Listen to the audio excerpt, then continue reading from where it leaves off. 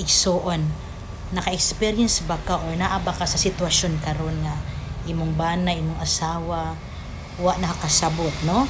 Daghan na kang nakita nga mga disgusto nga imong nakita nga wa kakauyon or ato ibuta nga nausap na or nanay kabag-uhan nga din makaingon ka nga wala nakaginahi sa inyong pagpuyo sa kinabuhing kaminyoon. Iabot sa punto nga sino lang kagpangasaba, sino lang kagkasuko. Igsoon, ayaw bigit kalimot ha, nga dili bi kitay makapabago gyud sa tao. Kung unsa may nakita nato karon nga mga kahuyangon, mga apan na sa kinabuhi, ato ra gyud nang idangop sa Ginoo pinaagi sa pag-ampo. Nganuman pag once mag-ampo ta, kung tubago na sa Ginoo atong gipangayo, ang Ginoo ray naigahom nga usbon ang iyang hunahuna, ang iyang pagbati. Pero kung kita manggud nga tao lang, wala gyud tay mahimo. Mangugat na lang ning atong mga liog ug unsa pang atong kasukog ipangasaba ngadto kanila.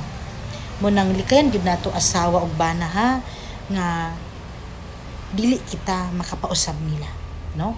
Dili sulbad ng atong kasuko, ang atong kalagot, unsa pa atong makita or unsa dapat atong buhaton para mausab lang sila.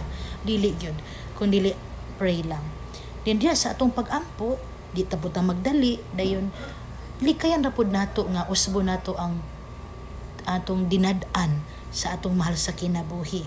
Kun dili maning kamot ra gyapon tang ipakita gyapon nato ang tinuod ug lihok nga gugma sabay sa pag-ampo ug hangyo ngadto sa atong buutan nga Ginoo. Kay karong panahon na dili ta makapausab sa tawo ug ayo mo kalimot ni ana, bisan pag maayo ka mamaba, bisan ipa-cancel pa na nimo, ampo ra gyud ang makasulbad niya igsoon. Amen.